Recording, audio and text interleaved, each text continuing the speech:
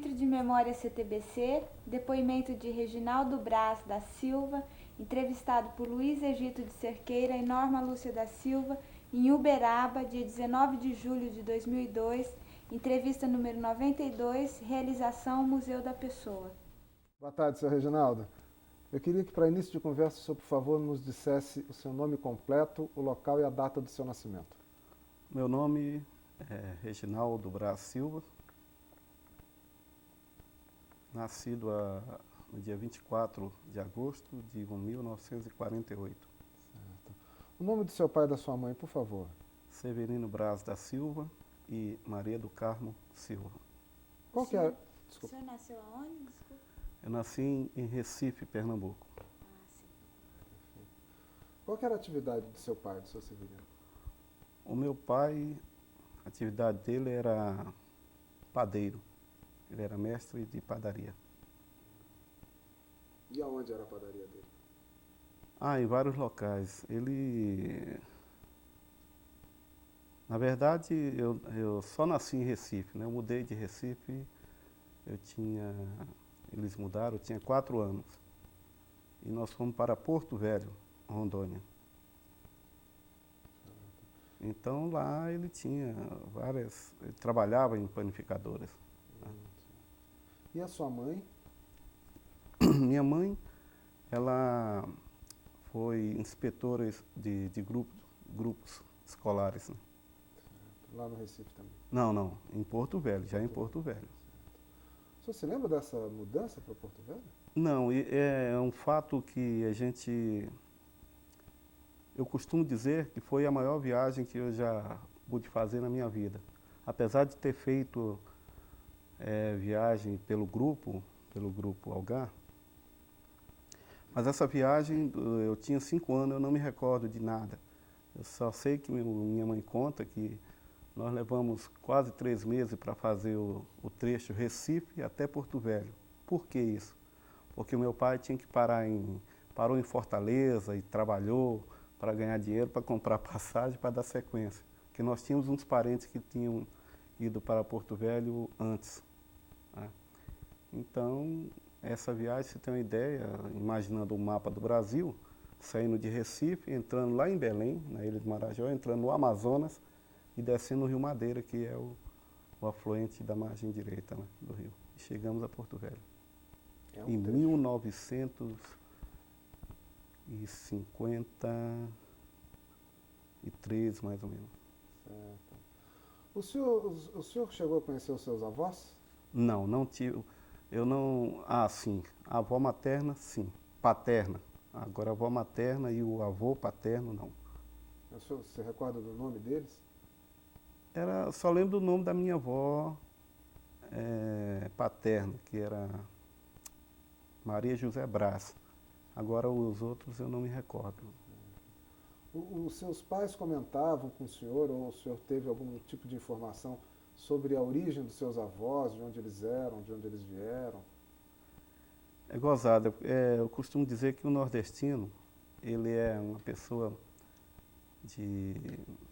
um pouco em função da própria, digamos assim, da própria criação, ele é um pouco desgarrado de história, tá? E eu já por várias vezes, talvez agora, com esse momento, eu seja obrigado a isso. Eu já tentei conversar com minha mãe para saber essas origens. Eu só sei que meu pai era paraibano, nascido em Campina Grande, e minha mãe pernambucana. Mas os meus avós, essas coisas eu não tenho. Mas eu vou procurar saber isso aí e passar para vocês. E o senhor tem irmãos? Tenho. Quantos são? Eu tenho mais 6 irmãos em Porto Velho. E o senhor se coloca em que ordem nesses 6? Sou hoje o mais velho. E como é que era assim, a sua lembrança de Porto Velho, desses seus primeiros tempos lá? O que o senhor lembra? Bom, na verdade foi uma juventude muito gostosa, né? Antigamente a coisa era melhor, mas ao mesmo tempo com muito sacrifício. Você tem uma ideia, o meu pai, após 5 anos, 6 anos que havia chegado em Porto Velho, ele resolveu casar com uma branca, até uma outra mulher, E ele casou-se e deixou minha mãe nós éramos mais uns 7 ou 6 ou 8 filhos. Então ela teve que trabalhar e nós também trabalhando, ajudando. Mas mesmo assim sempre a gente na escola. Então eu fiz de tudo na juventude, ajudei a criar meus irmãos. Então minha mãe saía para trabalhar, eu tinha que fazer mamadeira para uns, fazer almoço para outro. E assim mesmo enquanto a panela ficava no fogo eu ia brincar um pouco. Foi gostosa, a lembrança que eu tenho é muito boa. Porque graças a Deus nós saímos, começamos a estudar e cá estamos, né? Seu Reginaldo, como é que era essa casa do senhor lá? Você podia Tá, descrever? posso sim. A primeira residência nossa, aliás, até antes do meu pai deixar minha mãe, se casar com outro, nós não tínhamos casa própria. Então, quando ele saiu de casa, minha mãe começou a trabalhar, arrumou esse emprego no qual ela aposentou, era zeladora de grupo escolar. E eu ia ajudar ela a lavar os grupos, lavar a sala de aula. E com esse emprego ela conseguiu comprar uma casinha, que era uma casa eu não sei como é que se chama aqui, se é de taipa. Era casa para nós é o seguinte, era casa de barro, onde os tijolos, no lugar dos tijolos era barro. Você fazia aqueles varais, tá? E tinha aqueles espaços, fazia o buraco no próprio terreno e tampava a casa. Tinha outras casas que era só de palha, mas a nossa era de barro. As primeiras residências nossas foi de barro. E onde ela ficava lá em Porto Velho? Ela ficava em Porto Velho Porto Velho naquela época era pequeno, não era tão grande assim. Era como se fosse um bairro. O centro da cidade, para mim, onde eu morava, era uma questão de uns 2, 3 quilômetros só. Era na Joaquim Nabuco, lá perto do sistema de comunicações que existia na época. E depois, o que ela fez? Ela pegou dessa casa, ela conseguiu, que ela ficava num local meio afastado, ela conseguiu fazer ao lado uma casa de madeira, toda de madeira, aí já foi diferente. E como é que era o cotidiano da família, assim, com todas essas obrigações que o senhor tinha, como é que era? Ah, tá. O problema é o seguinte, Porto Velho, ele era uma cidadezinha na qual digamos assim, o movimento da cidade, ou digamos, acabava, 8 horas da noite já acabava, porque lá não tinha luz elétrica, luz era de motor, grupo gerador. Então, normalmente, quando era 10 horas, já apagavam as luzes. Tá? Então, a gente era uma cidade na qual nós dormíamos cedo. Então, a minha juventude foi a seguinte, minha mãe, eu acordava cedo, ia buscar o pão no mercado, eu lembro até hoje, que era a única coisa que meu pai dava pra gente, era o pão. Então, eu ia cedinho pro mercado, buscar o pão lá, e voltava, 7 horas, acordava 6h30, 7 horas, para poder tomar café e ir para a escola. De tal forma que a minha mãe, quando ela trabalhava de manhã, normalmente ela trabalhava mais à tarde, mas quando ela trabalhava de manhã, ela saía para o trabalho e eu saía para a escola. Então, eu praticamente não tinha contato. O que acontecia? Quando minha mãe chegava, eu estava para a escola. Aí ela saía de novo, tá? E eu ficava em casa tomando conta dos meninos. E assim foi a minha juventude, foi puxada. E a sua primeira escola, seu Reginaldo? Qual era? Recordo-me, foi o jardim de infância. Eu demorei a sair por ser uma... Eu não era nada disso aqui, ó. Até depois eu achei uma foto. Pra você ter uma ideia, eu não entrei no quartel no primeiro ano, porque não tinha peso. Eu pesava 53 quilos e o mínimo era 55 quilos. Então eu fui rejeitado no quartel por isso. E de tal forma eu era bem magrinho mesmo. E a minha escola era por isso que a gente naquela época, na família pobre, saiu de Recife lá para tentar a vida em Porto Velho, na Amazônia, né? E eu comecei a estudar no jardim de infância. Foi duro eu alfabetizar. Eu acho que eu levei uns 3 ou 4 anos para alfabetizar. E depois que deslanchei, aí ninguém me segurou mais, só fui parar na faculdade. O senhor se lembra desses primeiros tempos? O senhor se lembra de alguma professora que tivesse ficado marcada na sua vida? Eu lembro, de lá eu passei para o grupo que minha mãe trabalhava, era o Barão de Solimões, que fica no centro da cidade. Eu lembro de um 0 que eu tirei numa prova lá, um reprovado. E a professora disse que eu não tinha jeito não, mas aí teve uma outra professora, eu consegui deslanchar com essa professora e fui partir daí, fui alfabetizado, já passei para o primeiro ano. E também teve, já no 4º ano primário, no 5º ano primário, tive vários professores assim que... Senhor Reginaldo, com essa vida tão cheia de responsabilidade, já para um garoto pequeno lá, tomando conta de irmãos, como é que sobrava algum tempo para lazer? Como é que o senhor se divertia? Ah, tá. Aí que era um negócio, o seguinte, minha mãe saía para trabalhar, quando era de manhã eu tinha que fazer almoço. E quando era tarde, logicamente, arrumar a casa, varrer a casa, ajudava a lavar roupa. Em Porto Velho, é uma cidade que no começo, por aqui a gente não vê isso, mas em alguns lugares do Nordeste também tem, que são lavanderias públicas. E eu ajudei minha mãe a lavar roupa, ia para a lavanderia, nós íamos, não só eu, como outros meninos, e ficava lavando roupa na lavanderia. Eu fui até os 14 anos, isso, ajudando a lavar roupa. E aí tem um episódio na minha vida, que ela que me contou depois. Ela proibiu de eu ir com ela mais lavar roupa. Um dia passou uma professora e eu fiquei com vergonha. A minha professora lá do primário passou e eu estava lá lavando roupa lá com minha mãe. E eu fiquei assim. Aí ela conta que dessa vez ela não pediu para mim não ir mais. Mas fazia entrega de roupa, que ela lavava roupa para fora, fazia entregas. Vendia croquete. Croquete é como se fosse esse bolinho de mandioca para vocês, não sei como é que vocês chamam para cá. Vendia banana frita, pirulito, mandava recado para os outros, ia, corria, voltava. E tal, enquanto a panela estava cozinhando, eu estava batendo uma bolinha, às vezes uma peteca, a peteca era bolinha de gude, no terreiro de casa, ou então à tarde, que era o maior problema. À tarde eu ia jogar bola e você sabe como é que é, a coisa está gostosa, eu perguntava o horário para os meninos, olhava para o sol mais ou menos assim, via como é que estava, não, vou jogar mais uma partida, mais uma, e às vezes esquecia.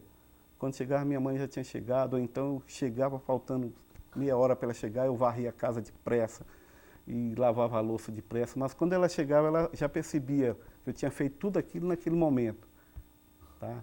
Aí já viu, aí a panela queimava, que eu jogava peteca e esqueci, quando a panela estava lá no fogo, eu corria para socorrer, eu lavava o feijão, tirava o feijão queimado, lavava a carne, cortava.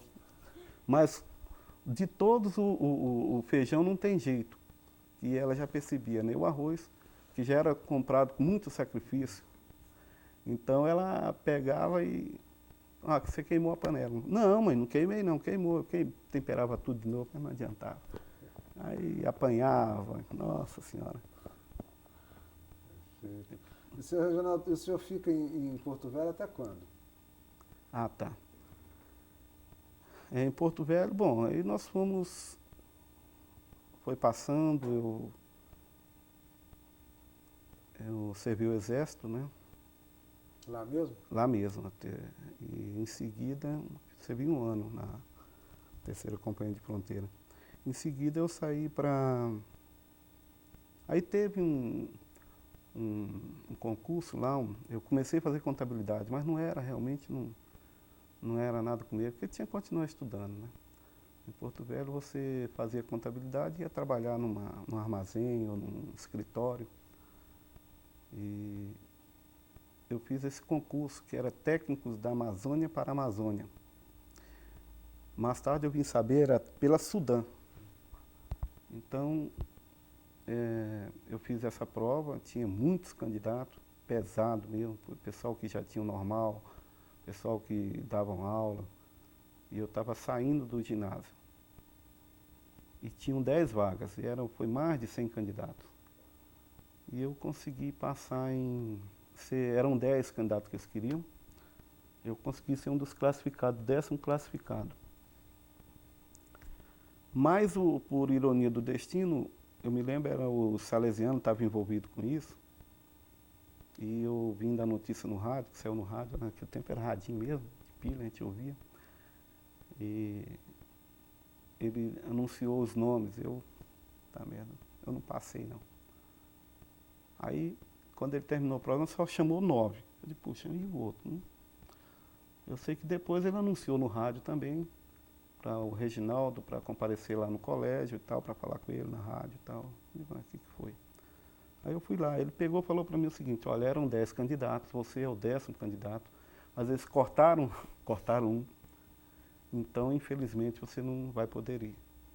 Mas nós estamos vendo aí, agora vai chamar os candidatos, ver quais os que querem realmente ir, os que não querem, os que não podem ir. Isso foi passando umas 2 ou 3 semanas depois, eles me chamaram, ele foi lá em casa, e eu estava até jogando uma pelada lá, estava todo sujo de lama, tudo bagunçado.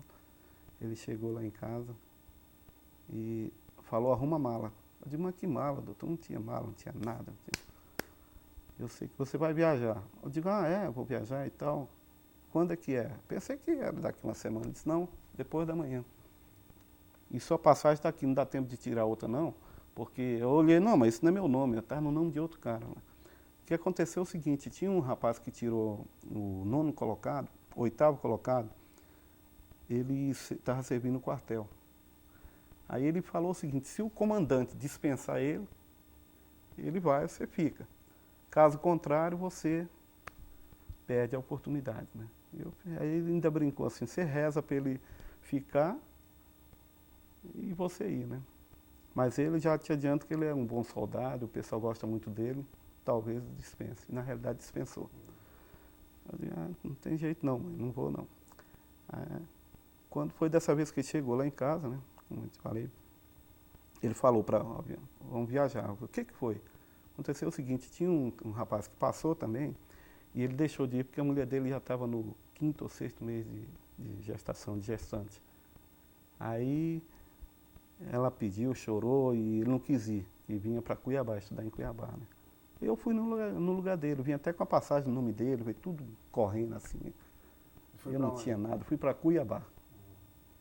Como é que foi essa viagem para Cuiabá? Foi gostosa já, tinha de avião, pô. Aquilo que eu só ficava no quintal de casa, que morávamos próximo ao aeroporto, e os aviões, a rota deles era passar em cima de casa, assim, ficava olhando perto das bananeiras lá. Aí já foi de avião, nós fizemos uma viagem longa até para chegar a Cuiabá. Nós fomos a Manaus, Belém e voltamos para Cuiabá, que foi pegando as outras turmas. Então aí comecei, cheguei em Cuiabá e era para fazer um curso pela Sudanha. É uma espécie de internato, era semi-internato. Nós estudávamos de dia, tá? E dormíamos lá no colégio, no Liceu São Gonçalo, em Cuiabá. E isso para que objetivo?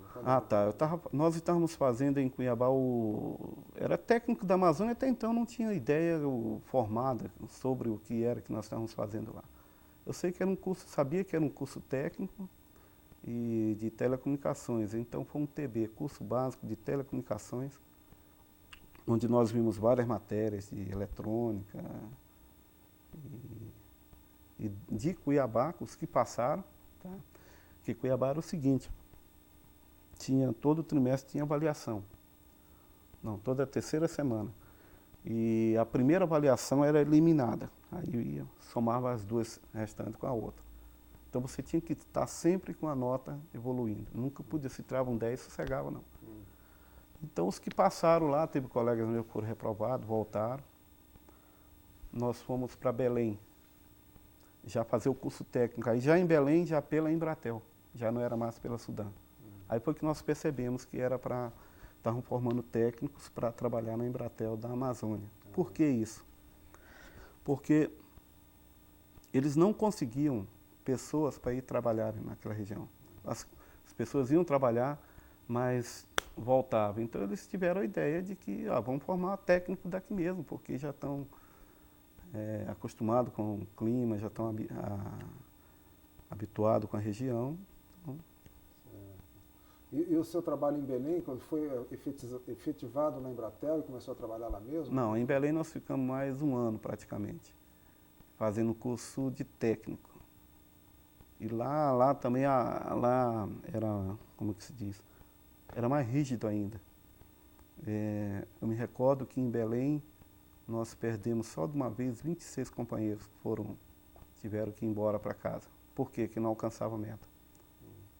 Então, no final do ano, nós formamos e de lá nós fomos para Brasília. Foi lá em Brasília, já porque o pessoal da Amazônia, como o sistema rota não estava implantado ainda, o sistema de telecomunicações da Amazônia ainda, isso nos anos 70, estava sendo implantado ainda, eles foram distribuídos para Gurupi, Tocantins, o antigo Goiás, e Imperatriz. Então dividia o pessoal da Amazônia entre Imperatriz e Belém também. E nós fomos para Gurupi. Os de Gurupi vieram para Brasília. Ficamos 3 meses em Brasília. E de Brasília, lá nós entramos na Embratel e fomos para Gurupi. Certo. E nunca mais voltou a Porto Velho? Ah, não, tenho voltado sim. Que minha família está toda lá, eu não tenho ninguém aqui. Então, normalmente, uma vez por ano eu vou a Porto Velho. Ano passado eu fui, esse ano eu não tive jeito de ir, porque nessa mudança de empresas, então eu perdi as férias, né? E então não deu para mim ir. Eu vou agora, se Deus quiser, no final do ano eu vou lá. E o seu trabalho lá em Gurupi, o que consistiu? Ah, tá. Já Gurupi, já nós começamos a trabalhar com equipamento propriamente dito de telecomunicações. Lá eu era técnico e nós fomos exatamente trabalhar com os equipamentos de comunicações, no qual posteriormente eu vinha trabalhar na CTVC também. Era uma época de implantação das rotas de micro-ondas. Né? Tá certo. Lá em Gurupi foi a implantação do tronco Belém-Brasília. Então, Gurupi consistia de nós darmos manutenção, assistência técnica de Gurupi até Araguaína, tá? Que depois de Araguaína já era Estreito do Maranhão, e de Gurupi até Uruaçu, para cá. Então era dividida a turma. Aí de Araguaína para lá era o pessoal de Imperatriz que dava manutenção. Então esse trecho todo a gente dava manutenção. Todas aquelas torres que existiam na beira do Belém Brasília, lá eu já trabalhei naquelas torres. Trabalhando com rota de micro-ondas, com multiplex, etc. E como é que era o trabalho, senhor Reginaldo? Como é que era o... O trabalho era o seguinte, não, lá a coisa já era um mar de rosa, né? Já tínhamos atravessado, a princípio tínhamos atravessado já o mais difícil, e Gurupi, na Embratel, era até ruim, porque nós fizemos um curso onde ninguém conhecia nada, porque nós não sabíamos de nada. A pessoa que deu o curso para nós de equipamento, nós não vimos equipamento. Ele tinha que falar para nós assim, por exemplo, o meu bastidor, né, tal, altura tanto de largura, cor cinza, porque a gente não estava vendo equipamento. Não tinha manuais com aquele desenho direito. Então, e chegamos em Gurupi, para cada equipamento da Embratel, ele tinha uma reserva. Então nós tínhamos uma caminhonete, uma rural, cada equipe tinha uma rural completamente equipada. Quando dava defeito, sinalizava em Gurupi, a gente pegava essa rural e se mandava para a estação que deu alarme. E tinha toda a manutenção, tudo para trocar a manutenção, era fácil a manutenção. E era tão fácil que eu comecei a trabalhar a atender para a área administrativa, ficava fazendo alguma coisa, não fazendo nada, eu procurava ajudar numa coisa, numa outra. E muito diferente da que nós vamos contar mais tarde da CTVC. Era um tempo de fartura. Era fartura, pô, o que era? Um milagre econômico, a Embratel estava no auge, estava asfaltando a Belém Brasília, que nós chegamos lá comendo poeira ainda. Estava asfaltando a Belém Brasília, o asfalto estava chegando lá em Gurupi. Então, recebemos a visita do Egílio Corsetti lá, ministro das Comunicações, para inaugurar a rota. Então, era realmente... Esse trecho de responsabilidade da equipe aí de Gurupi era muito grande? Quer dizer, quando tinha que sair, pernoitava fora, ficava fora? Tá. Telecomunicações, na verdade, não é... Quem trabalha em operação, eu poderia dizer assim, tem que gostar. Se o cara não gostar, ele chuta o balde, não dá, ele vive mal-humorado, porque ele é muito ingrato. Muitas das vezes, ele não tem sábado, domingo, de noite, é qualquer hora, full time. Quem trabalha em operações, tem que estar sempre disponível. Então, era qualquer hora da noite, do dia. Às vezes ia tirar um defeito, esse defeito saía rápido. Muitas vezes você acabava de tirar o defeito, entrar na caminhonete, e no sentido de casa, como não tinha comunicação, quando acabava de chegar na outra estação ou no centro de manutenção, tinha que voltar porque tinha dado defeito de novo. Então, a vida em si, de quem trabalha na operação até hoje é essa. Apesar da evolução, é a mesma coisa, a base é a mesma. Tá? E era uma rota muito importante. Puxa, parasse uma estação dessa rota aí, do Belém, Brasília, simplesmente parava a comunicação do local que ela parou para frente, não tinha comunicação. Quer dizer, estava na nossa responsabilidade Belém, cidades como Belém, Manaus, isso, falando as maiores, né? Imperatriz. Era um lugar delicado mesmo. Era delicado.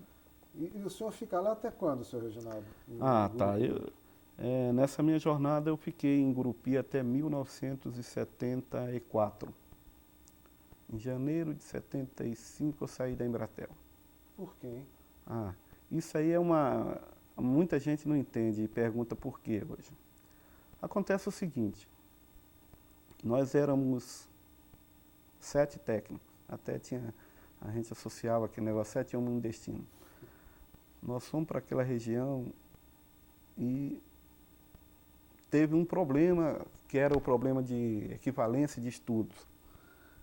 O nosso curso que nós fizemos, apesar de perder 2 anos, ele não equivalia ao científico, ao 2º grau. Por quê? Porque faltava matéria como biologia e tal. Então, fui obrigado a fazer o científico em Gurupi. E daí, eu e mais outros colegas tínhamos o sonho de fazer engenharia. A juventude estava no auge, porque queria fazer engenharia. E na Embratel, até hoje, é o seguinte, a Embratel não dava oportunidade para a gente para transferência. Eu lembro que eu pedi transferência umas 2 ou 3 vezes, e eles davam transferência para mim, sim, se eu quisesse ir para Porto Velho. Eu disse, mas Porto Velho eu saí querendo ser alguma coisa. Voltar para lá, não vou, lá não tinha faculdade ainda nessa época, assim, não tinha nada. E eu tentei transferência para Goiânia ou para outro polo, mas não conseguia. Então, você só conseguia transferência a hora que ou morresse alguém, ou alguém fosse promovido. Tá? E tinha mais, você formava engenharia, não era por ser formado em engenharia que você ia entrar no cargo de engenheiro. O que na CTBC futuramente, nós vamos ver que isso era mais fácil. Então, eu saí com o intuito de entrar na Telegoiás, porque lá tinha faculdade, já tinha matriculado no vestibular, e ia fazer o vestibular em Goiânia. Cheguei em Goiânia para entrar na Telegoiás, teve uma política de... O engenheiro que me trouxe... sim. O que mais... A gota d'água foi o seguinte, um belo dia chegar um engenheiro lá, chegou um rapaz, uma pessoa nova e tal, e com o diretor de Goiânia, ele falou, olha, isso aí vai ser o encarregado de vocês. E o nosso encarregado era um técnico. E o técnico vai virar a ser o substituto. E eu era o substituto já do técnico. Era uma família nossa em Gurupi. Aí, puxa vida, e o cara eu vi que ele estava acabando de sair da faculdade, da UNB Brasília. E ele não sabia de nada. Eu digo, puxa, nós vamos ser gerenciados. Naquela época eu pensava assim, o cara não entende nada de telecomunicações. Nunca viu nenhum instrumental na frente. Ser nosso gerente? Aí não dá. Aí aquilo foi saturando. Aí chegou o final, formei e me inscrevi no vestibular de Goiânia para prestar. Prestei, não passei. Aí, o que aconteceu? Eu cheguei na Telegoiás, o engenheiro que tinha pedido para mim vir para Goiânia, falou, Reginaldo, o problema é o seguinte, eu estou te querendo para a área de operações, que eu já te conheço e tal. Mas eu sou pequeno na frente, o outro que está querendo que você vá para a área técnica. Era o outro engenheiro. Só que o cara disse, bom, eu não fico com o Reginaldo, ele também não fica. Só ele falou para mim, só que aqui tem uma politicagem, a área dele é muito política, é muito problemática e tal. Você não quer tentar na STBC, não? Eu disse, CTBC? Nunca ouvi falar, pô. Não, a STBC é em Uberlândia e tal, tem Ribeirão Preto, tem Tuiutaba e tal. Eu disse, mas eu não conheço ninguém, era Otávio, não conheço ninguém. Ele falou, não, Reginaldo, pode ficar tranquilo. Pegou o telefone, ligou para Uberlândia, falou com quem? Com o Walter Machado. Falou, Walter, eu estou aqui com o Reginaldo, e contou a história. Assim. Aí o Walter falou, pode mandar ele vir. Aí eu disse, pô, mas e agora eu vou para lá? Ou eu fico em Goiânia assim mesmo? Aí eu resolvi vir. Peguei o ônibus e vim. Cheguei em Goiânia, na rodoviária antiga ainda, ali perto, não sei qual é aquele bairro ali, eu sei que é lá... Uberlândia. Uberlândia, a rodoviária antiga, que não era essa nova não, fiquei numa pensãozinha lá perto da rodoviária, esqueço o nome daquele bairro ali. Aí de lá eu telefonei, tomei um banho, acabei de chegar de viagem, tomei um banho, telefonei, Walter, sou o Reginaldo e tal, o Otávio falou com você. Não, tudo bem, ele falava meio apressado, falava assim, tudo bem,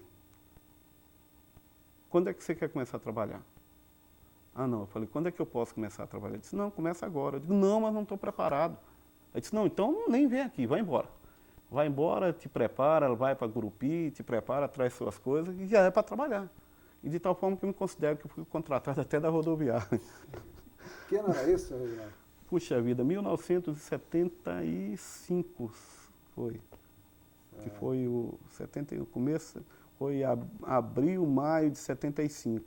Aí eu fui para Gurupi, fiquei mais uns 15 dias lá, e estava pensando. Eu disse, mas o que é CTBC, gente?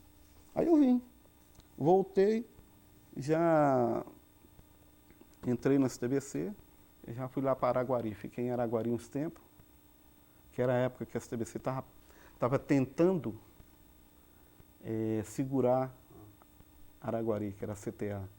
Mas eu considero, do meu ponto de vista, que ela demorou muito a fazer isso e acabou até me comprando lá. Certo. E aí o seu trabalho qual era na CTBC? Bom, na CTBC, especificamente, meu trabalho era o mesmo que eu fazia na Embratel. Por que o Walter ficou interessado? Porque eu era um técnico de telecomunicações formado, tá? E já trabalhava com um sistema de micro-ondas e tal, e na CTBC estava começando uma rota de micro-ondas. E ele praticamente não tinha técnico formado aqui. Certo. Então, enquanto saía a rota, que estavam formando a rota de Uberlândia, deve ter vindo para cá, e Uberlândia e Tuiutaba. Aí eu fui para Araguari, fiquei uns 2 meses lá, aí veio a pergunta do Walter, eu não me esqueço, ele perguntou para mim, Reginaldo, você quer ir para Ituiutaba ou para Ribeirão? Mas essa altura do campeonato eu também tinha, em Gurupi ainda, ficado sabendo da faculdade de Ituiutaba, tinha já feito inscrição para o vestibular. E no meio do ano eu digo, não, eu quero ir para Ituiutaba. Por quê? Não, porque eu lá tenho faculdade, eu quero ir. Que existia a faculdade a engenharia operacional, que era aquela que você poderia fazer durante a noite. E eu peguei, uns 2 ou 3 meses depois, eu fui para Ituiutaba. E lá... Também trabalhar na manutenção? Também trabalhar na manutenção. Já tomando conta não só da parte de micro-ondas, tinha eu e um outro colega, o Arnaldo, onde nós tomávamos conta também que na CTBC estava o período de transição. Então, para mim foi muito difícil a adaptação. Que de repente eu saí de uma empresa como a Embratel, onde nós tínhamos tudo, igual eu te falei, chegava na rural, ela estava lá cheia, ninguém mexia, era nossa. E na CTBC, eu conto isso para os caras, muitos deles não acreditam. Na CTBC você tinha que brigar, sair para tirar um defeito, você não preocupava apenas com defeito, você tinha que preocupar como é que você ia. conseguir um carro para te levar, entendeu? E peça para manutenção não tinha. Você tinha que tirar, aí que foi o pulo do gato e a coisa. Então, tudo aquilo que eu tinha aprendido, e de repente eu já estava esquecendo quase tudo, já na CTBC era diferente. Tinha que consertar no local. Não tinha, na maioria das vezes não tinha aquela peça para repor. Aí você tinha que se virar e consertar no local. Logicamente que não era só eu, tinha uma equipe, tinha uma outra pessoa apoiando de um centro de reparo de Uberlândia, mas nós tínhamos que dar conta do recado. Então lá em Ituiutaba, nós íamos até São Simão, Paranaiguara, fazer essa região, e vínhamos até Monte Alegre. E tinha mais Canápolis, Centralina, Capinópolis, Ipiaçu, e Quirinópolis, até Quirinópolis nessa época ainda era CTBC. E o contraste era o seguinte, nós tínhamos essa rota começando a ser feita em Ituiutaba de micro-ondas, mas nós tínhamos equipamento de linha física, que era o ITQ-12, os SE-32, equipamento de portadora que funcionavam em cima de uma linha física. Aí a coisa piorava, né? Porque quando dava defeito a gente tinha que socorrer, mas dava mais constante. Não podia ventar que a linha cruzava, aí parava, a gente tinha que ir atrás. Ou então chovia, relampeava, derrubava poste, arrebentava linhas. E a gente tinha que... Tempos heróicos, né, Sérgio? Tempos heróicos. Inclusive, nessa época, eu tenho uma passagem que eu nunca esqueço. Um dia que parou, a cidade parava lá, parou Capinópolis, e chamamos para o Fumil até nessa... Fumil? Era o Fumil que era o gerente. E falamos para ele, olha, Fumil, o problema aqui é retificador, ele foi, caiu a faísca, queimou todinho, não tem santo que dê jeito. Eu sei que pediram um de Uberlândia, e qual não foi minha surpresa? Que era um final de semana, era um sábado, um domingo, parece. E chegou à noite, chegou lá o doutor Luiz e o Ailton, acho que era o motorista dele, era o Ailton. Chegou lá com o retificador, só os dois. E eu e o Ailton pegamos do lado do retificador, o doutor Luiz pegou sozinho do outro lado, ele sempre foi forte, né? E vai subindo as escadas e levou lá em cima esse retificador. Foi como nós conseguimos restabelecer a central. Foi a primeira vez que o senhor encontrou o doutor Luiz? Não, já tinha visto outras vezes, mas foi a primeira vez que tivemos mais contato direto, né? Que parecia gozado. O doutor Luiz ele sempre impôs, passou a imagem dele, não é ele que passou, a imagem dele sempre nos passou uma imagem de mais respeito do que o próprio Alexandrino. O Alexandrino para nós era o Alexandrino. Mas o Luiz Alberto foi sempre doutor Luiz. Então mesmo, a gente só tratava ele como doutor Luiz. E o Alexandrino não, era Alexandrino para cá, para lá. E o Alexandrino eu tinha visto outras vezes. O doutor Luiz foi dos primeiros contatos com ele foi exatamente nessa noite, chegou lá. Aí depois, olhando aquele homem assim, o cara falou, não, você é o filho do Alexandrino. Até então ele era o filho dele. Em Ituiutaba, o Luiz Alexandre estagiou conosco lá. E o doutor Luiz falou, olha, põe esse menino para trabalhar. Eu disse, puta, mas como é que vamos fazer? A gente vai chegar como linguajar, né? Nós vamos apertar o menino aqui, pô, e é o filho do homem, como é que faz? E eu falei, não, quero ir trabalhando. E ele ralou, montando DG lá conosco lá, e foi uma... Seu Reginaldo, e o senhor Alexandrino, o senhor conheceu? Conheci, tive o prazer de conhecê-lo. O que o senhor pode dizer para a gente sobre ele? Alexandrino, o que pode dizer, acho que muito já foi dito, é contar algumas passagens, alguns tópicos. Eu particularmente, como parecia até uma coisa de destino, quando eu mudei para Ituiutaba, eu fiquei 6 meses sem levar a esposa, que ela tinha acabado de dar à luz até pela data de nascimento da menina. Então a Dé só mudou para lá, para Ituiutaba, no outro ano. E nós morávamos aí tinha uma casa lá em Ituiutaba, que era uma almoxarifada, e tinha um quartinho e eles arrumaram, a gente morava no fundo. Isso para nós era uma vantagem, que não pagava aluguel, mas tinha o outro lado. Aí depois eu descobri por que eles cederam isso para nós. qualquer pepino que dava, era a turma que estava lá atrás. Então, menina que dava dor de barriga, telefonista, nós que tinha que sair correndo, levando para o hospital, caçando médico, coisa assim. Dava defeito, eu achava, tá na baia, né? E eu lembro que uma vez nós estávamos lá, estava até descansando na casa, lá um dia, um sábado, e a finada Negrinha, uma pessoa muito importante também no grupo, ela era uma chefe de telefonista. Ela chegou lá, apavorada, ô Reginaldo, o que foi? Estou com o Alexandrino na linha. Alexandrino? O que o Alexandrino quer, pô? Sábado? Deixa nem sossegar dia de sábado. Aí o Zé Leonardo pegou a ligação e estava lá no Trevão. Ô Reginaldo, o negócio é o seguinte, estourou um pneu da Veraneio, que é a Veraneio que ele estava, e nós estamos indo para um churrasco na fazenda do Samir Tanus, que era lá em Piaçu. E eu fui ver, o step também está estourado. E ele não sabia, eu não quero nem contar para ele, tá? Eu falei que estava furado, mas está estourado lá.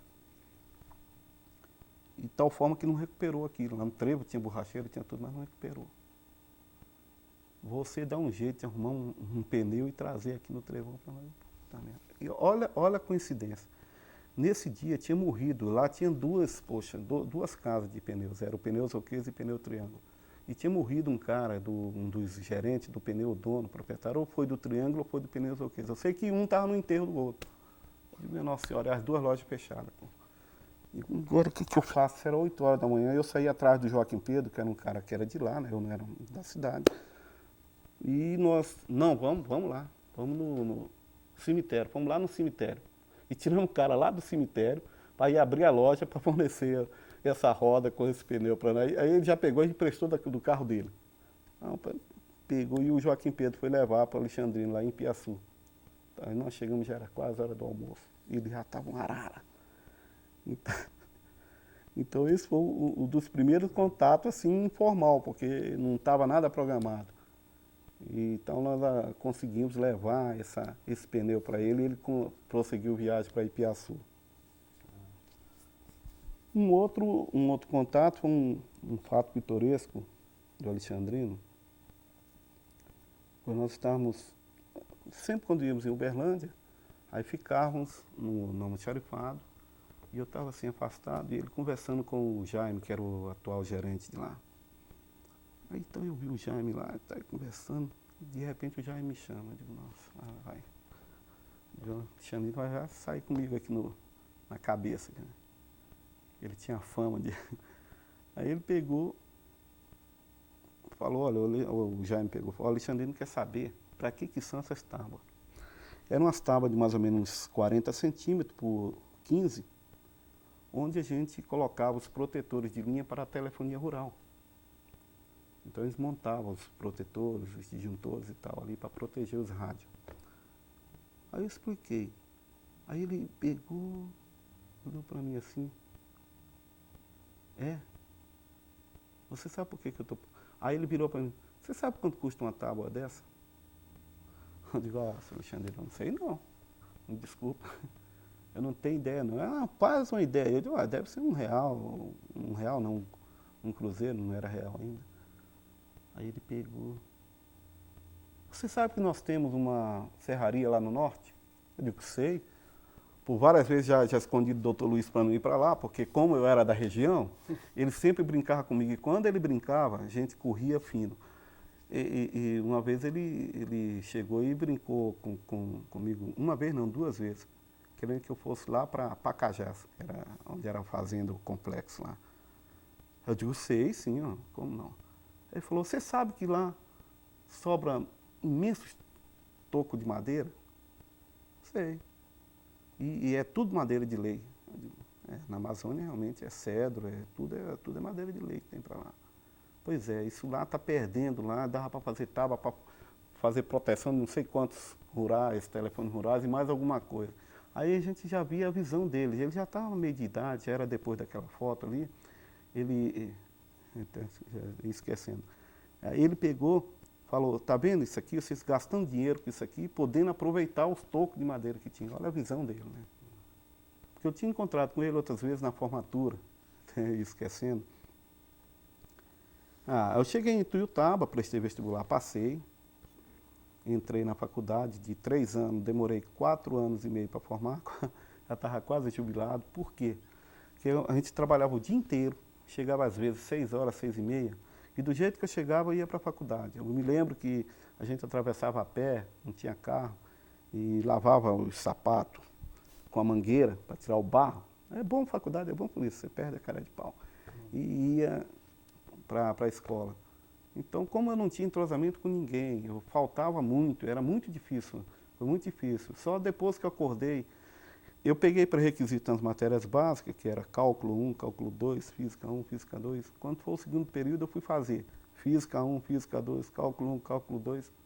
Aí que eu afundei mesmo, não dava conta, as matérias separadas já era pesada. Eu peguei dobrada aí depois eu fui fazendo por parte e consegui. E na nossa formatura, o nosso patrono, padrinho, foi o Dr. Luiz. E nessa época também recebeu o título de cidadão, o seu Alexandrino. Então, o seu Alexandrino e o Dr. Luiz foram na nossa formatura. Então, eles foram o nosso padrinho. Nós temos foto lá na churrascaria do Assis, que é uma churrascaria, até não existe mais essa churrascaria lá. E de tal forma que ele foi o nosso padrinho, a gente chamava ele de Padrinho Luiz. Um monte, não me chamei. Depois a gente... E depois desse período em Ituiutaba, como é que foi a sua trajetória dentro da companhia? Você saiu de lá e veio para cá? Como é que foi? Ou foi para Ituiutaba, nós ficamos em Ituiutaba, foi evoluindo a cidade em nível de telecomunicações. Nós chegamos lá, era central a passo ainda, que é centrais eletromecânica, e eram as centrais AGF da vida. Depois colocou uma central mais moderna, no caso, uma RF. RF. A RF. Primeiro era a AGF, que tinha lá uma AGF. Depois foi a ARF, uma central já melhor, bem melhor. E foi crescendo a região, foi criando-se a CTBC também crescendo, tá? Nós percebemos que a CTBC também crescia. Aí entrou o Nelson Casselli, começou aquela turma, o Nelson Casselli, aquela turma foi aumentando o centro de operações. E de tal forma que, com esse aumento, veio as oportunidades. Eu comecei a fazer parte fui ocupando cargo de supervisão técnica e tal. E quando eu me dei fé, eu já estava mais burocrata do que técnico, praticamente dito, né? E foi quando, antes disso um pouco, eu tive um convite, porque o Walter, essa pessoa que me contratou até da rodoviária, ele gostava muito de mim. Aliás, o Walter era uma boa pessoa, todo mundo gostava dele. Ele mudou, foi para o Rio de Janeiro, e antes ele foi para Belo Horizonte. Ele me chamou, me convidou para ir para Belo Horizonte. Eu estive uns 45 dias afastado. Fui trabalhar, o grupo começou a crescer, comprou a Teletra, comprou a Alzo, que depois transformou-se em ABCTI, né?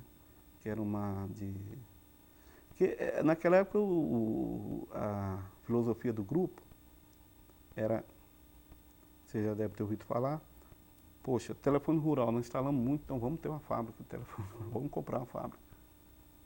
Tinha torre, montava muita torre, aquela ABC Máquinas, esqueci o nome dela agora, montava a torre, comprou aquela, as empresas chamavam ABC isso, ABC aquilo. Mas estamos muito na área rural, comprou o frigorífico em Iturama. Aí depois o Mário Grosso veio corrigir tudo, os processos. Então eu tive um convite criou-se gerências, criou-se diretorias. Então Ituiutaba virou uma diretoria. E aí, eu que já havia rejeitado um convite para ser gerente em Iturama, porque eu estava fazendo faculdade. Não dava. Eu digo, olha, eu demorei a explicar, o Walter ele entendeu bem. Eu falei, Walter, o meu objetivo para cá era que eu tinha que formar. Se eu saio agora, vou para Iturama, não vai dar para mim vir aqui estudar. Como de fato não tinha condição. Lá dentro de Ituiutaba já era difícil. Aí ele entendeu e e tem até eu digo, mas aqui tem um rapaz que está estagiando conosco, acho que ele vai preencher isso aí. Quem que é? O Divino Sebastião. Então, nós indicamos o Divino e ele foi para gerente de Iturama. Futuramente virou uma diretoria e eu fui convidado a assumir a gerência, a coordenação em Itumbiara. Então, eu fiquei na coordenação em Itumbiara durante 3 anos. Era naquela época que gerente tinha que ser o gerente de tudo. Era gerente da área de mercado, da área de operações. Você tinha 3 problemas. Era o cliente interno, 4, cliente interno, o cliente externo, tinha 3 problemas, não, 3 oportunidades, né? E tinha também a parte de mercado. Você tinha que vender e tinha que atender. Naquela época não tinha essa divisão, né? Só depois de, acho que uns 2 ou 3 anos depois, que criou aquelas empresas, separou. Senhor Reginaldo, nessa época, já no final dos anos 80, em que tem esse grande período de expansão, e tem também uma grande crise que vem com o endividamento do grupo, onde houve uma reestruturação. Como é que o senhor se colocou nesse processo de reestruturação, a chegada do senhor Mário Gross? Eu costumo dizer o seguinte, nós tivemos a oportunidade de passar por 3 períodos na CTBC. O primeiro período de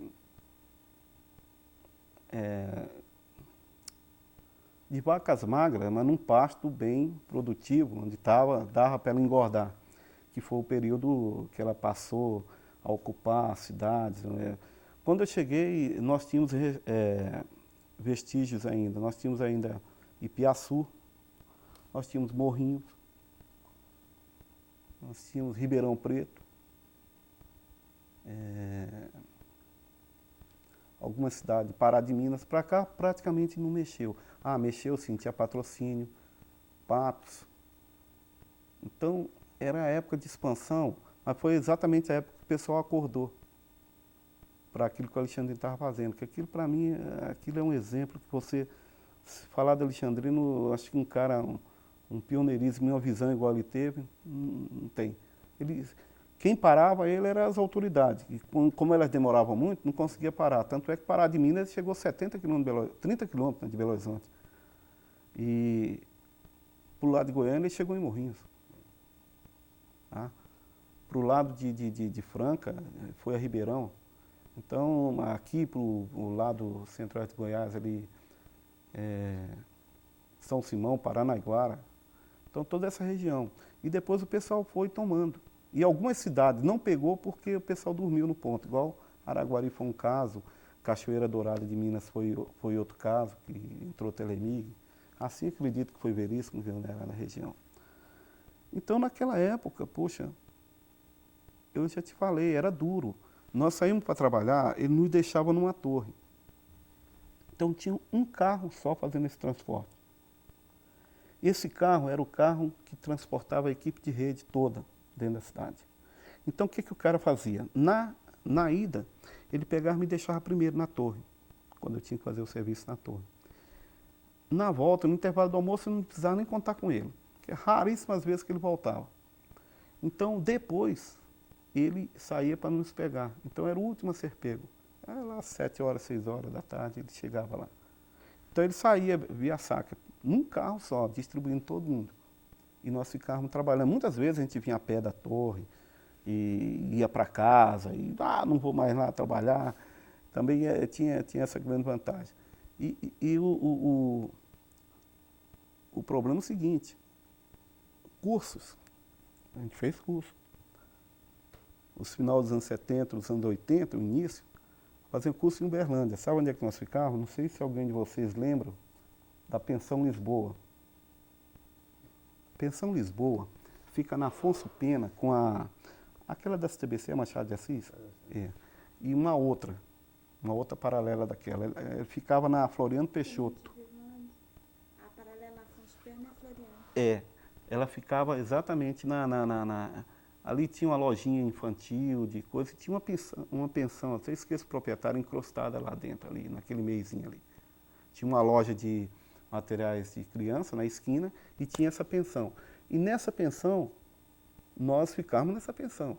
De tal forma que, para a gente estudar, a gente, seguinte, ia de ônibus lá para fazer o curso na Algar, era lá na Algar hoje, e acabava o curso e ia embora para a pensão, esperava os hóspedes dormir, juntava as mesas do refeitório, juntava aqueles projetos, um projeto nos mapas, os manuais lá, distribuía em cima das mesas e ia estudar em cima das mesas, até 2 horas, 3 horas da manhã. Então, era de pensão Lisboa. Hoje os caras têm, cada um tem um carro, não é nem equipe, cada um tem um carro, cada um tem uma coisa. Aí, o grupo tá ruim, o grupo tá ruim. Aí veio o Mário Grosso. Então, eles ganharam muito dinheiro, que em São Simão, você tem uma ideia, São Simão chegou a ter 15 horários de ônibus entre uma cidade e outra, São Simão e Ituiutaba. E lá existiam 2 DQ12 na época, funcionando direto. Era igual um cofre, caindo, moedinha.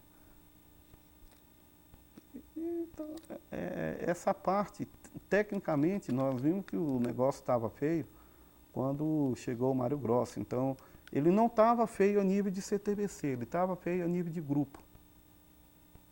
Foi quando ele decretou aquilo. Dá lucro? Dá. Não dá? Vende. Foi aí, ele começou, foi vendido o frigorífico Iturama. Teve muitas controvérsias, muitas coisas que a gente até não acreditava ele vender a Chevrolet lá em Uberlândia, né? Então vamos lá. Ele só está se referindo, portanto, a esse período de reestruturação. Então, com a chegada do senhor Mário Grosso... Chegado do Mário Grosso, houve uma revolução, houve uma profissionalização da empresa, onde, na verdade, passou-se a... O que o Mário Grosso fez? Nós tínhamos pessoas como tinha o Zé Leonardo. O Zé Leonardo era um cara que era, depois dele, antes dele tinha só a Dona Ilse, o Dr. Luiz Alexandrino, e ele, o Zé Leonardo, praticamente mandava em tudo lá. E uma das coisas que ele fez, ficamos só sabendo, na CTBC, a reestruturação que naquela época do Mário Grosso foi isso, olha, a nível de chefia, ele pegou, não, os parentes, tá, então pode ir embora que eu mando dinheiro para lá. Mas vamos pôr profissionais aqui dentro. E ele foi franco com a gente, ele abriu e disse, olha, a empresa está em crise, o grupo está em crise.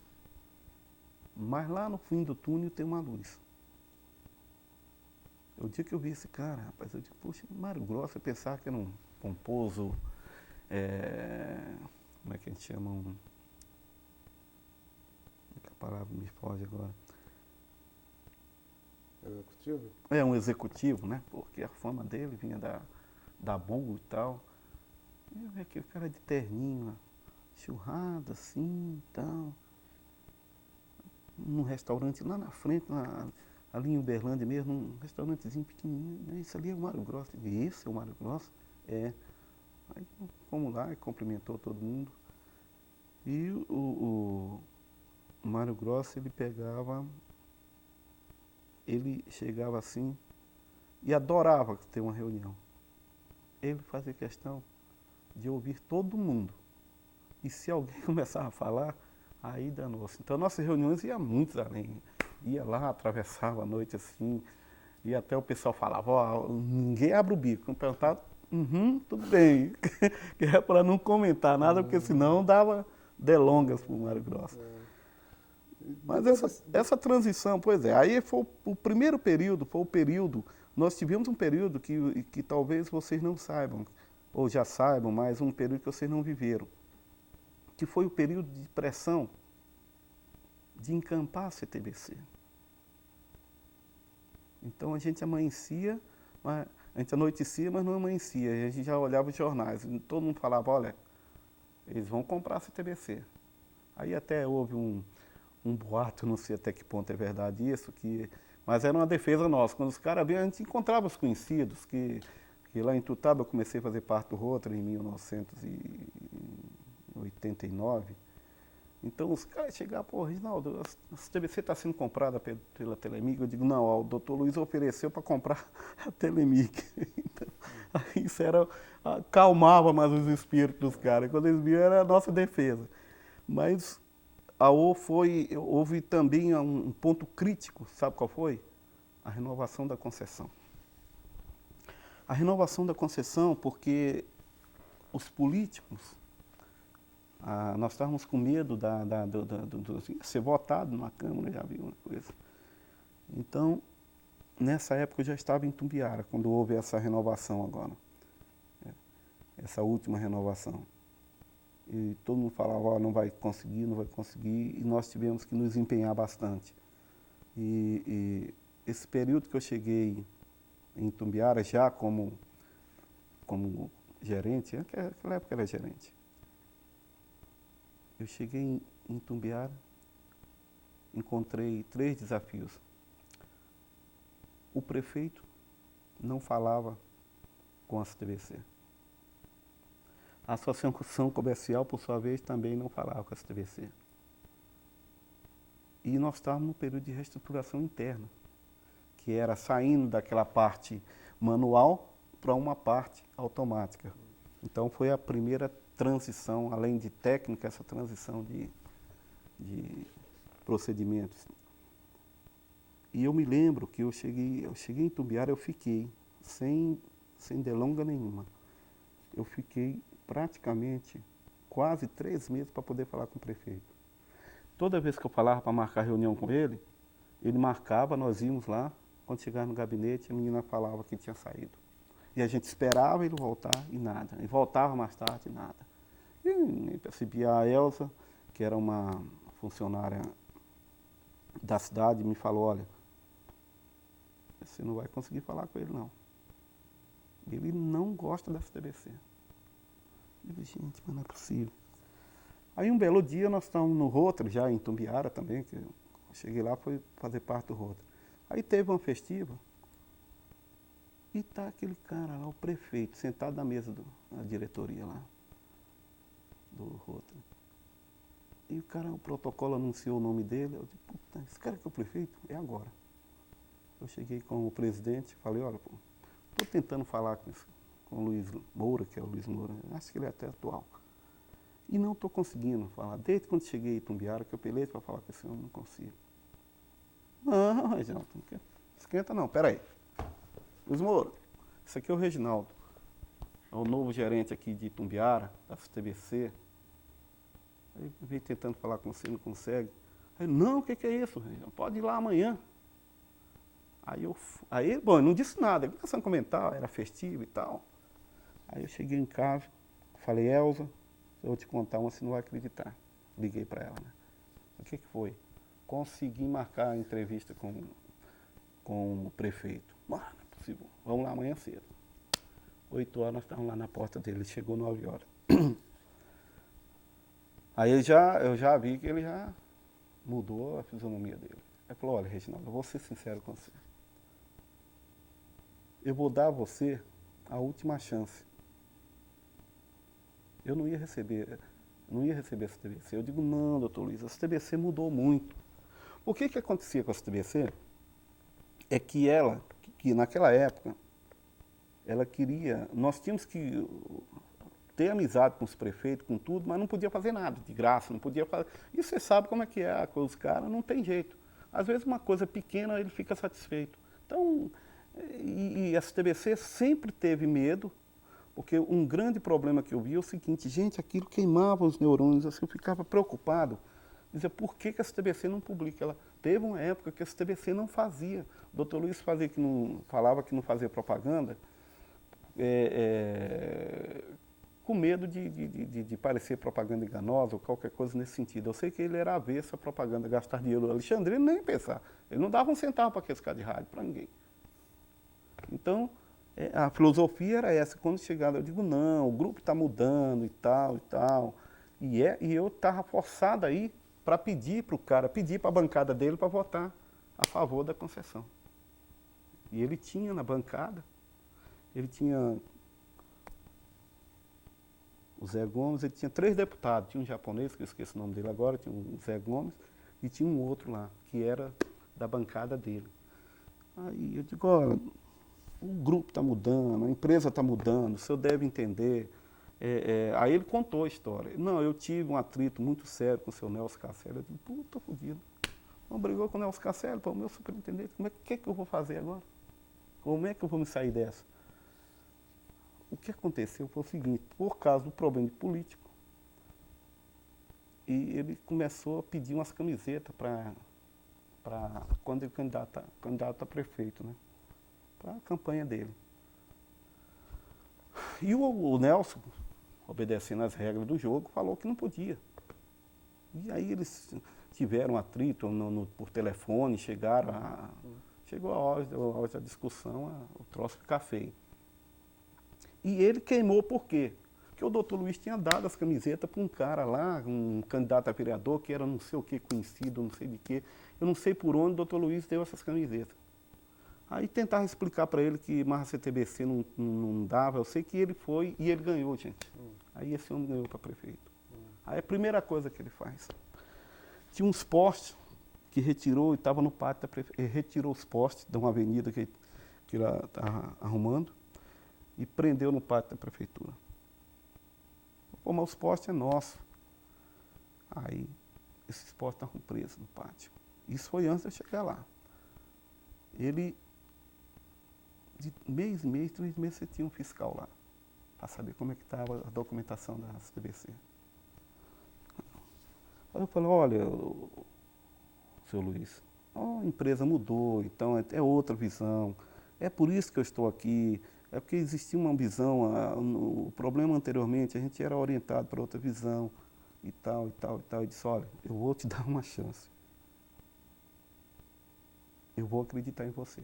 Eu digo, não é em mim que você vai acreditar, é no grupo. O grupo está mudando. Aí, ficou beleza e tal. Eu digo, olha, aparece para tomar um café. Bom, falei por educação, né? Eu nunca pensei que ele ia lá na gerência. Quando foi, uns 3, 4 dias depois, a menina chegou branca, a secretária. O que foi? Ele era, o prefeito está aí. Aí, pô, leu um susto. Eu digo, ó, corri, mandei o menino lá, pega um pão de queijo lá, compra um pão de queijo lá, ia apressado na panificadora e traz. Aí eu levei para lá, começamos a tomar café, conversar. Sei que daí para cá ele ficou meu amigo nosso, tá? Aí sumiu o fiscal de prefeitura, aí devolveu os postes, entendeu? Aí ele pediu um negócio de uma rede lá para. A rede não já estava programada para fazer mesmo, não fizemos nada além daquilo. Então, chegar lá, aí conversava com ele, ó, então nós estamos ampliando a rede, o que você acha e tal? Não, a máquina está aí para cavar, para enfiar fibra ótica, qualquer coisa. Gente, aí, bom, eu digo, bom, primeiro desafio cumprido. Aí o segundo desafio, pô. Os companheiros meus do Roto, a maior parte era da maçonaria, tinha muita gente de maçonaria e tinha da associação comercial também. Ah, Reginaldo, vamos a uma reunião da associação hoje. Eu fui. Cheguei nessa reunião, na dita hora que eu cheguei, o cara estava falando mal da CTBC, pô. Eu disse, pô, mas não é possível, cara. Aí o cara pegou, olha, apresentou. O presidente da associação era um cara que hoje está nos Estados Unidos. Falou, ó, o Reginaldo é o novo gerente da CTBC e tal, é companheiro nosso do Roto. Ah, mas é muito bom você. Eu digo, não, aí falou, ah, CTBC isso, eu digo, olha, eu esqueço o nome dele agora, rapaz. Falei, a nossa vontade era de estar aqui ao seu lado, participando com vocês. Mas infelizmente nós temos muita coisa para fazer, mas eu te prometo que a partir de agora eu vou vir mais a miúde nas reuniões, assim, toda oportunidade que tiver, eu vou participar das reuniões e tal. Aí ele animou, eu fiquei animado, né? Quando foi depois, o cara chegou na CTBC no outro dia. Aí eu fui descobrir os porquês. Já do prefeito já tinha descoberto, né? O que aconteceu com esse cara, rapaz? E era só pipinosa que eu pegava. E esse cara tinha tido um atrito com os irmãos Garcia por causa de um terreno de um outro irmão dele, que era, se me não engano, era uma serraria. Era ali por perto, ali onde é o prédio da Chevrolet, por ali, assim, aquela churrasca. Então, o cara entrou em demanda com o Alexandrino, briga feia. Aí os caras, para compensar, não instalaram nem o telefone dele em Uberlândia e nem em lugar nenhum onde ele estivesse, da área do CTBC. Eu tenho um telefone para instalar, Reginaldo, já faz uns 6, 5, 7 anos que está para instalar esse telefone, ele não instala, então. Eu digo, puta, não pode. Aí eu peguei e liguei Gilberto Gatti. Escuta, está acontecendo isso assim, assim. Eu disse, não, Reginaldo, é o seguinte, isso aí já passou, é nova era, então vamos liberar o telefone dele. Aí eu liberei, aí pronto. Aí ganhamos as duas forças, que era a associação comercial. Aí o prefeito pegou e falou o seguinte, que nós queríamos que ele desse o nome do deputado, que ele um ofício para pedir os votos. Ele falou, não, eu passo daqui da máquina da prefeitura mesmo, do Telex aqui, pedindo. De lá mesmo ele solicitou. Aí levou a cópia para nós, tá? Aí nós já levamos essa cópia lá e recebemos já depois os deputados dizendo que ia votar a favor. Aí foi um alívio, foi aprovada concessão por mais 10 anos, 15 anos, sei lá.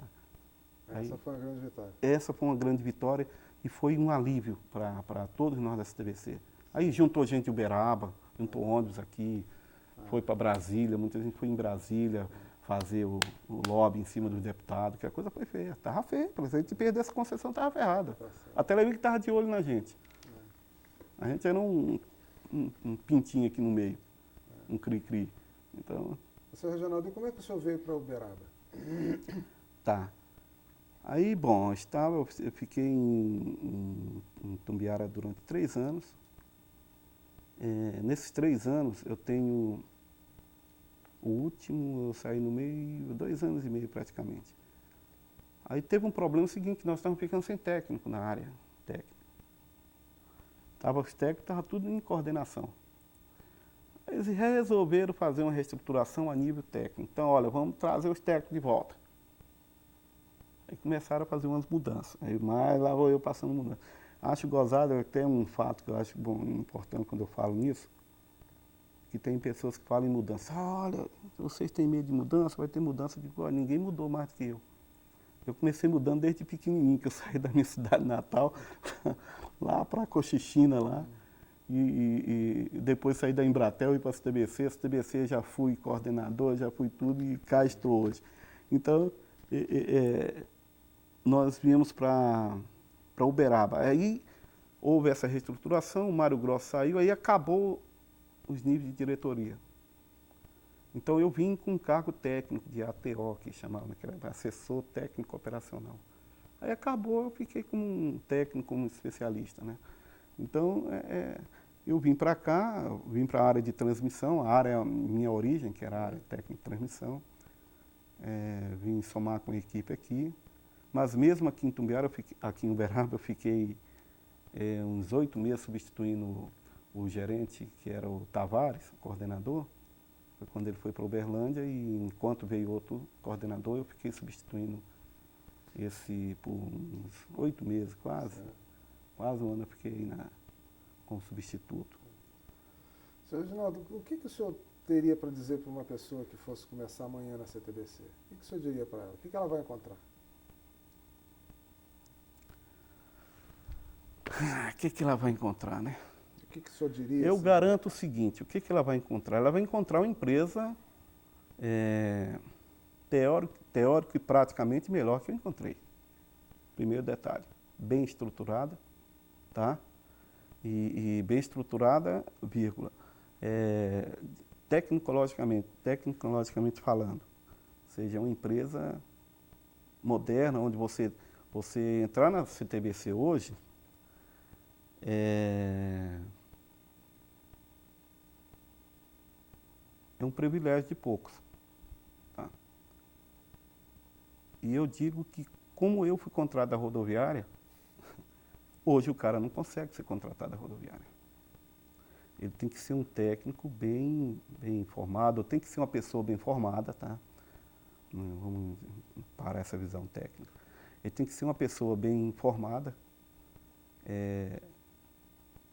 mas vai encontrar uma empresa, um ambiente espetacular de trabalho, um ambiente que quem diria, né? Como eu quando comecei a trabalhar na CTBC, ou eu e mais outros,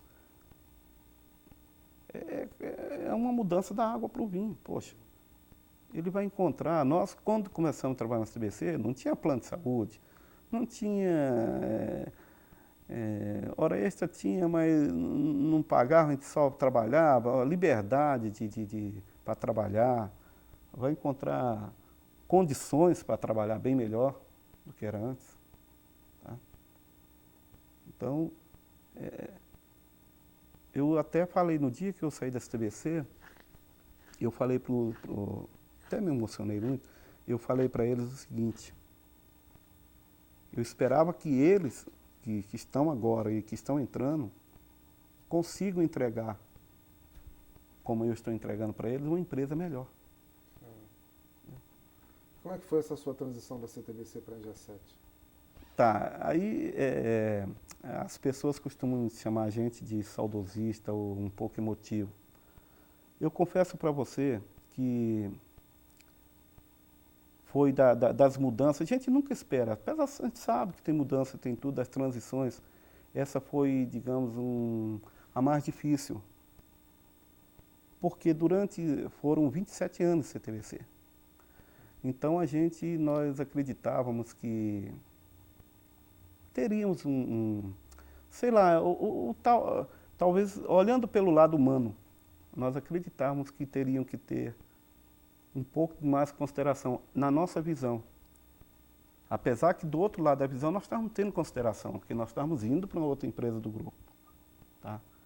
Mas nós, como aquele que está há 27 anos estava na empresa, então nós acreditamos que nós deveríamos ter um outro tratamento, e não como ocorreu, de repente, numa tarde de uma sexta-feira, chegou o coordenador, não em menosprezo a pessoa dele, eu acho que ele é uma pessoa legal e tudo, mas chegou e disse: olha, vocês a partir do dia tal estão na G7. Assim, secamente, sem declinar razões, sem declinar, só dizendo: não, são mudanças, não, são mudanças. Então nós nos sentimos um choque, foi um troço. Então, o que na verdade aí nós ficamos sabendo que aconteceu o seguinte: foi uma reestruturação a nível de uma área de engenharia que passou para a G7. Até aí tudo legal. Mas se eles tivessem explicado isso para nós, se tivesse chamado a gente, levado lá a Uberlândia, não, mas nós considerávamos, eu considerava que a gente merecia esse respeito. Tá? Então, no princípio, não foi fácil essa decisão. Mas, poxa vida, o nordestino tem disso. É acostumado a passar por deixar pai e mãe. Tanto é que eu moro aqui com a esposa e o filho, não tenho nenhum parente pai, nem mãe. Meu pai é falecido, minha mãe mora lá em Porto Velho. Tem 80 anos, não pude ir no aniversário dela agora. Não vou dizer, estaria jogando confete, mas eu acredito que na visão do Dr. Luiz foi outra. Tá? Então, para nós foi uma coisa que muito poderia ter sido mais explicada. Eu não sei, devem ter tido as razões de não explicar, de não detalhar, entendeu? Mas a coisa foi realmente... Nós sabíamos que teve reestruturação e vai haver mais reestruturação e vai haver sempre. Só as mudanças estão aí toda hora. Mas acredito, não, aí eu faria um apêndice o seguinte. Não sei se vocês vão concordar comigo. Isso é um mal do nosso povo do Oriente, do Ocidente, né? O povo americano, latino-americano. Não tem muito, digamos, não aprende. E paralelo a isso, eu gostaria de dizer uma coisa que eu deveria ter dito no começo, mas até ela fica bem para o final. Que eu estou achando isso aqui uma coisa maravilhosa que está sendo feita pelo grupo. Uma coisa de levantar o histórico das pessoas, porque muitas pessoas estão aí fora, que participaram, que deram duro, e nós conseguimos, junto com a direção, com o Dr. Luiz Alexandrino, isso foi trabalho duro.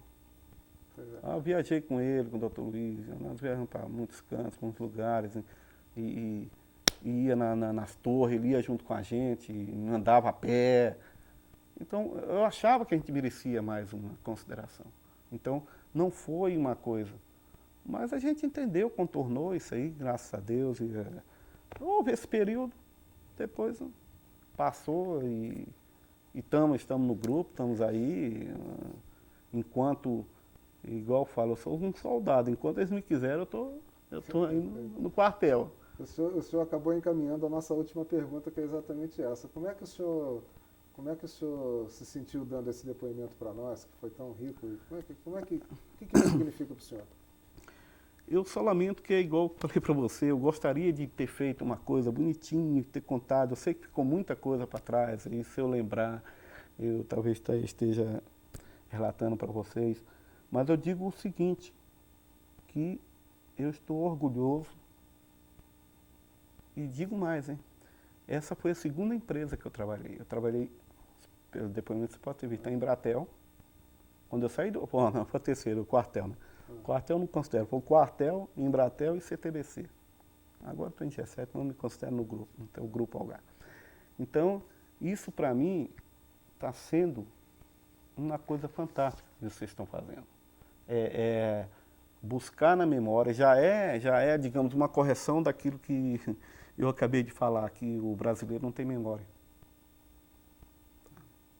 Então, e com isso, ele não que eu me sinta velho, mas ele não respeita as pessoas idosas, não tem considerações, tal. Não é como o Oriente. O Oriente é uma pessoa idosa, uma pessoa, uma pessoa que tem muita coisa a explicar, muita coisa a ensinar. Tá? E vocês estão de parabéns, porque isso que está sendo feito é uma coisa muito importante para o futuro, para a gente ter a oportunidade de dizer que os nossos filhos perguntam, onde você trabalhou? Eu trabalhei na CTBC, trabalhei no Grupo Algar, com muito prazer, constituí família, graças a Deus, minhas filhas estão praticamente todas formadas, tem uma formada em jornalismo, a outra formada em fisioterapia, mas ela optou pela área de farmacologia, que ela quer dar aula. E está terminando o mestrado agora no mês de agosto e já começa o doutorado em Ribeirão Preto. E a caçula voltou lá para onde o pai veio, para Ituiutaba, está fazendo direito, o 4º ano de direito. Passa todo ano, está estagiando, não faz prova, está estagiando no fórum de lá. Quer dizer, eu sou um cara realizado, pô, uma coisa melhor que isso, uma esposa maravilhosa. Tá? E não tenho bens, não tenho. Meus bens sempre foi, meu dinheiro foi essas meninas, estudo delas, estudo meu, estudo da Dé. Então, mas, para mim é uma coisa, estou muito feliz, muito agradecido por esse convite. Espero ter contribuído e estou aí disposto, disponível com vocês a qualquer hora e tentar descobrir uma coisa. Ok, muitíssimo obrigado. O senhor pode ter certeza que foi um belo depoimento. Não foi nada dessa forma como o senhor achou que fosse, que faltou coisa. O senhor fez uma trajetória muito legal. Muito bom ouvi-lo. Muito obrigado. Nada.